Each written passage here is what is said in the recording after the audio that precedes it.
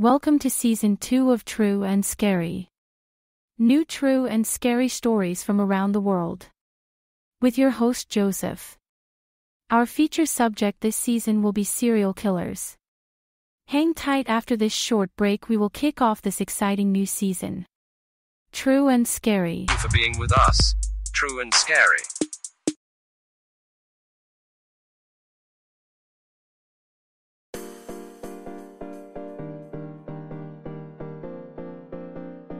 Thank you for tuning into another episode of True and Scary. Your host is Joseph. Unmasking the deadliest minds. Join us this season as we delve into the chilling world of serial killers. From infamous male culprits to jaw-dropping revelations about unknown female perpetrators, prepare to be astounded. Brace yourself for shocking truths as we expose one woman's sinister record of 600+ murders. Don't miss a bone-chilling episode that will keep you on the edge of your seat. Get ready to be frightened, fascinated, and fully engrossed. Stay tuned for the true and terrifying tales.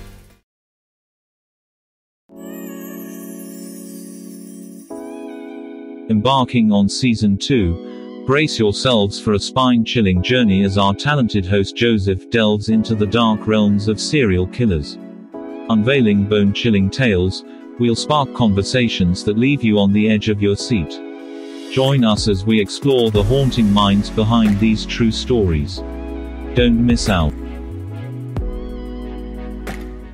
You're listening to True and Scary, and we have a caller on the line today, and he's going to tell us his story about the World Trade Center and where he was. And so here we go. Caller, you're on the air. Hi, my name's Terry. I was in a tractor trailer on the Clearview Expressway, which is the Frog's Neck Bridge. I was on the Queens side, and my friend called me on the radio and said a plane just hit the World Trade Center. So I turned the radio on, and then he goes, "Oh my God, another plane hit the World Trade Center." I said, "That's not an accident."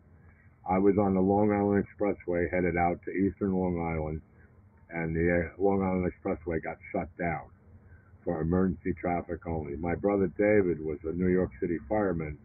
He was at the World Trade Center. He went left. The rest of his crew went right. They all got crushed by the building. David's still alive today. He had to retire. He couldn't deal with it in his head anymore. But he lost his entire crew. He was a lieutenant, and his entire crew got crushed by the building. That's horrible. We weren't allowed in the city. We didn't know what to do. So we went to a gas station, fueled up the trucks, and then went back to the yard. We didn't go out for a couple of days because the Long Island Expressway was shut down. Right. And when we finally were able to go back in there and drove by where the World Trade Center was on the Brooklyn Queens Expressway, it runs right along the water. My friend Walter was driving back to Long Island. He saw the plane hit the tower the second time. Oh my gosh. And it looked really strange not to see the towers standing there anymore.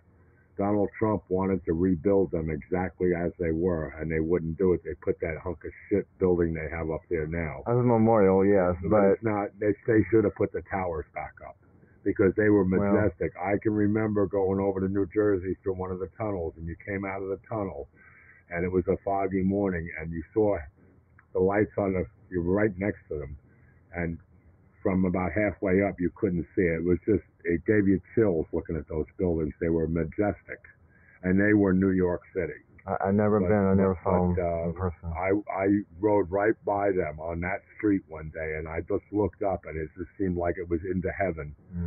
They were very majestic, and they should have rebuilt the towers. That's what Donald Trump wanted to do, but they wanted to put the memorial up, which God bless them. The ground where the towers were is sacred.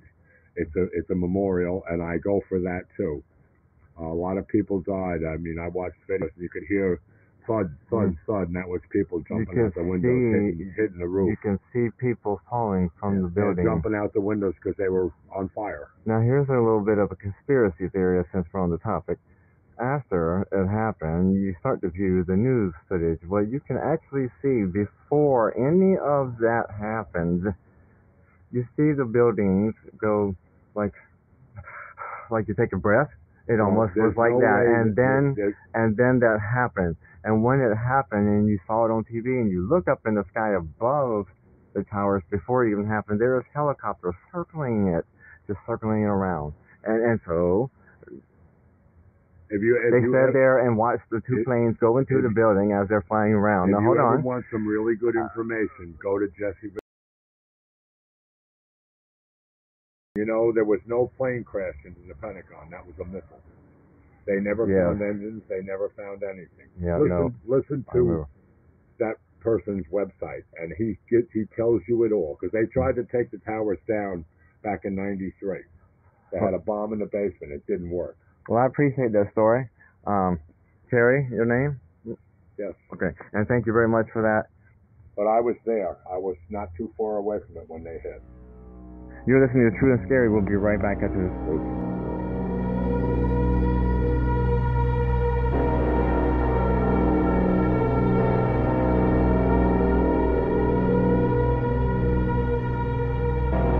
This is Season 2 of True and Scary.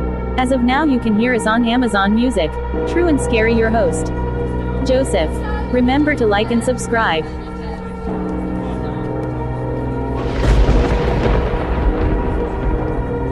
Welcome to Season 2 of True and Scary. New true and scary stories from around the world. With your host, Joseph. Our feature subject this season will be serial killers.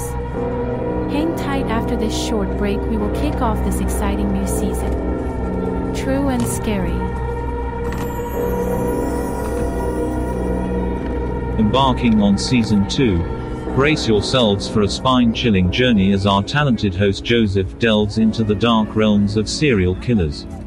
Unveiling bone-chilling tales, we'll spark conversations that leave you on the edge of your seat. Join us as we explore the haunting minds behind these true stories. Don't miss out.